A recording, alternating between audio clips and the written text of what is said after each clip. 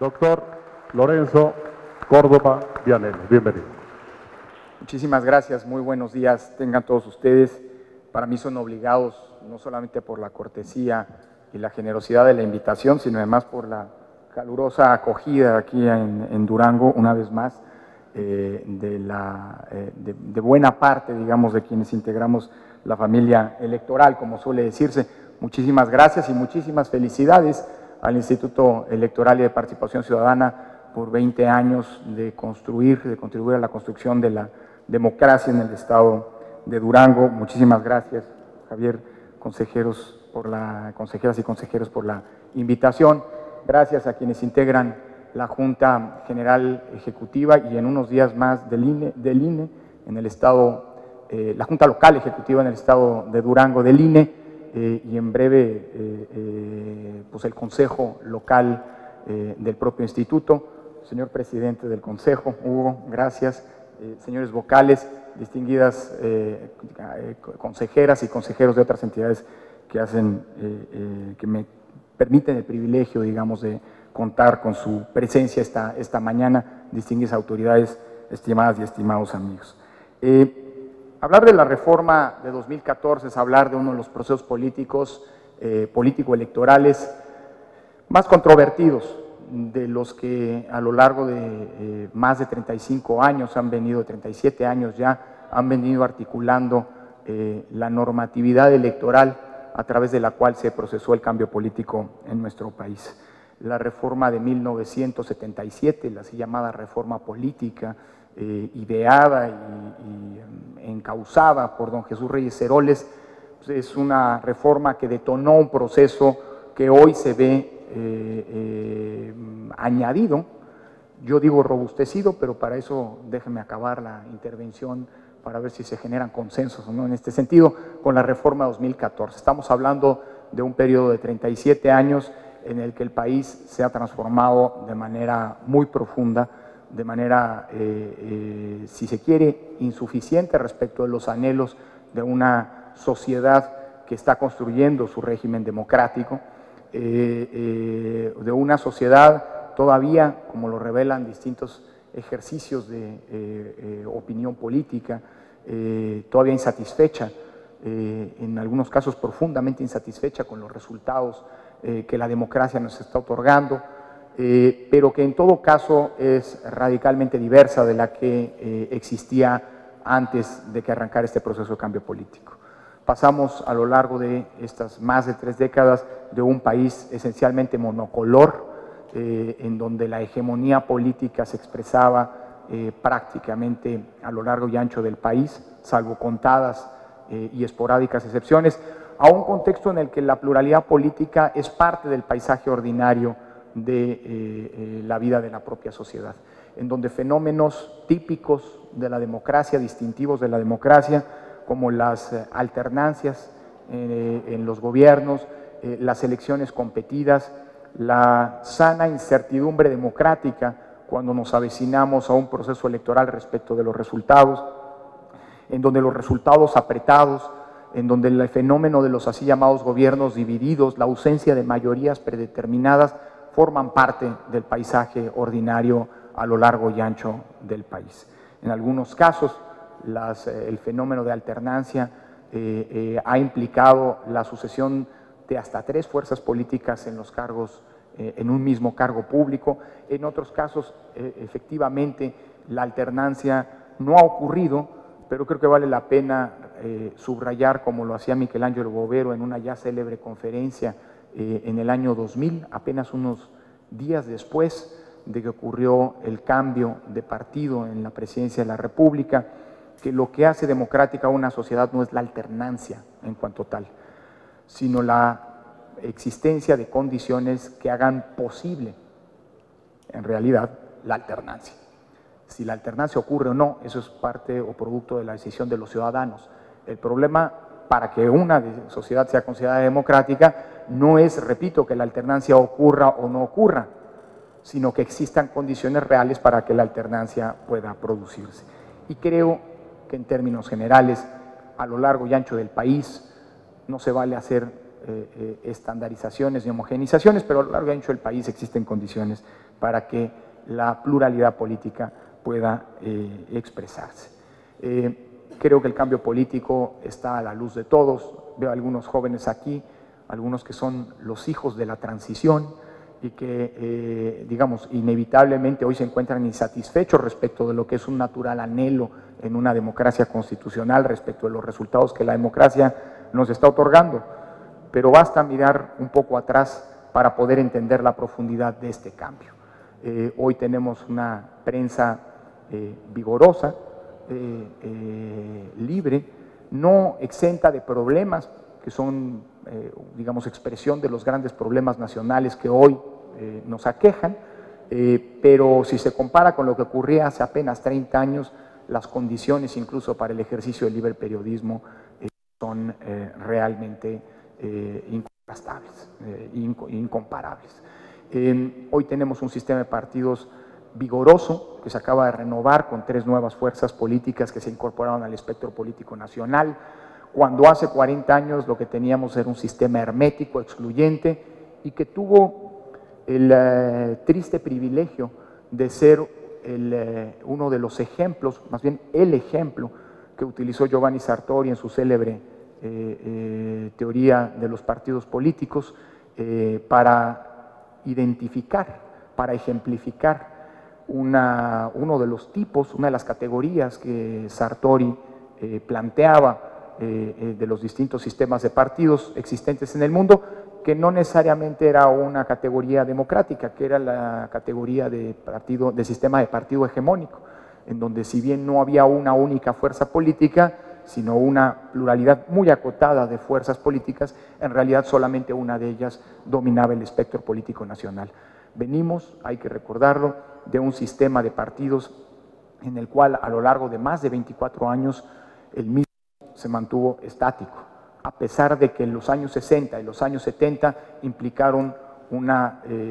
diversificación de las posiciones políticas e ideológicas que encontraron en ocasiones cauces no institucionales, cauces no pacíficos para expresarse, pero que no se veía reflejada en un sistema de partidos cerrado, decía, hermético, monolítico, que poco a poco se fue erosionando. Hoy la pluralidad política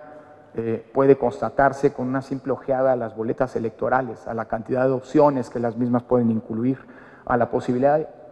ahora novedosa de que en las elecciones federales también haya candidaturas independientes. En suma,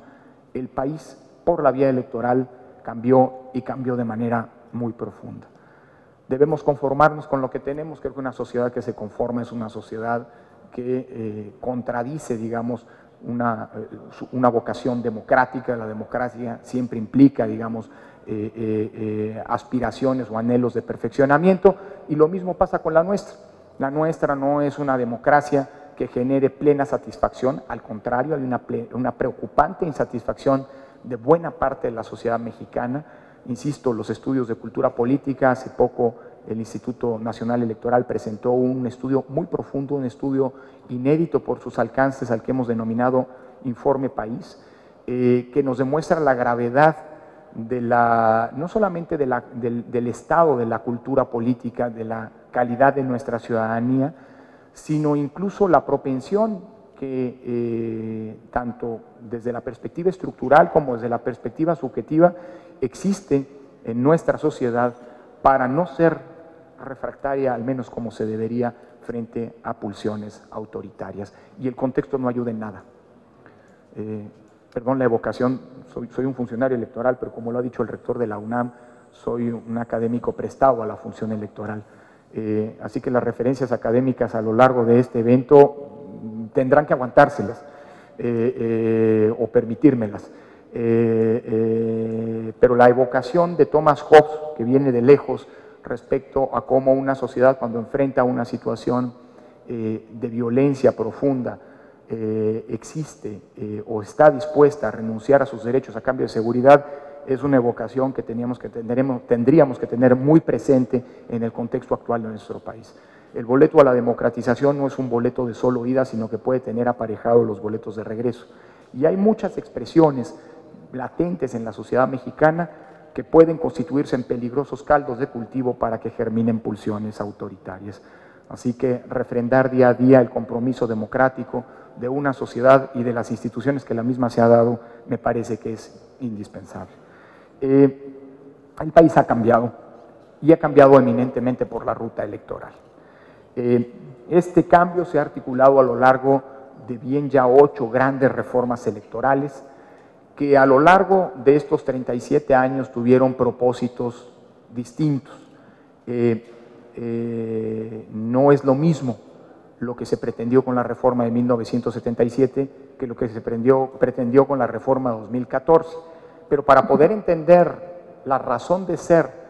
de la institucionalidad electoral, de las normas que tenemos y de los procedimientos que hemos venido construyendo, yo soy un convencido de que hay que mirar hacia atrás para poder reconstruir de dónde venimos y cuáles son las razones que nos fueron orientando el sentido de nuestro cambio político electoral. Decía Arnaldo Córdoba que la historia es maestra de la política, y si no hacemos una mirada retrospectiva no podemos entender a cabalidad las razones y los objetivos, las necesidades que buscaron subsanarse con la última reforma electoral. Así que perdónenme que en este arranque de la charla haga una mirada retrospectiva que nos lleva hasta 1977. No pretendo, como dice el chiste aquel, haber sido invitado para hablar de los fenicios y remontarme hasta los egipcios para escurrir el bulto. No es eso. Voy a centrarme, por supuesto, en la reforma de 2014 y los desafíos que la misma tiene, pero inevitablemente me parece que tenemos que hacer una reconstrucción histórica,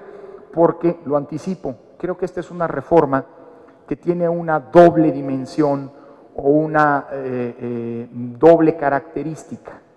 Por un lado, es una reforma que, como las que la antecedieron, tiene una vocación continuista, es decir, una vocación de ir reforzando una serie de procesos, una serie de medidas que se habían esbozado y que se habían desarrollado en las reformas anteriores, y desde ese punto de vista me parece que es legítimo plantear a la reforma 2014 en una línea de tiempo continuada que nos viene desde 1977, pero también, lo anticipo, es una reforma que tiene un ánimo o una lógica rupturista respecto de cuál había sido la evolución que hasta ahora habíamos tenido.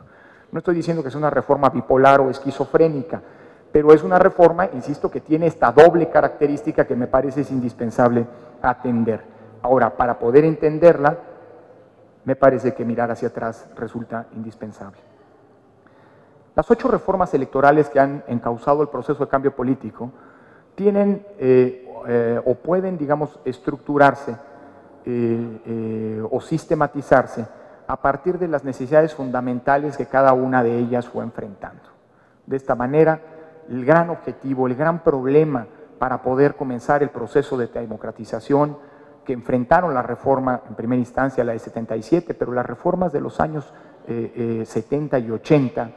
fue la necesidad de abrir un sistema de partidos, como decía, cerrado, hermético, repelente a reflejar la pluralidad política que se venía cada vez más gestando y potenciando, y por otra parte, abrir la representación política, es decir, la representación de los espacios de poder institucionales a esa pluralidad política que poco a poco se iba gestando.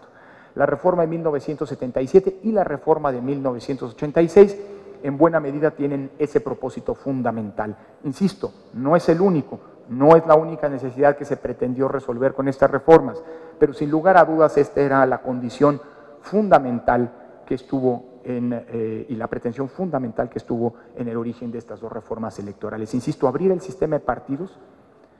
y a lo largo de los 10 años siguientes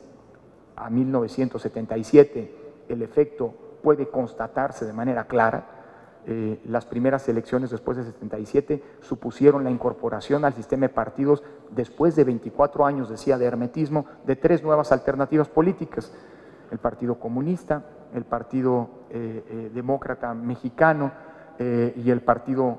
Socialista de los Trabajadores entonces. La elección siguiente, la de 1982, se vio nutrida de nuevas alternativas que lograron incluso conseguir el registro, bajo la figura entonces recordarán tal vez algunos de ustedes, del así llamado registro condicionado, que permitía flexibilizar la posibilidad para que nuevas alternativas se incorporaran al sistema de partidos a condición de que refrendaran su registro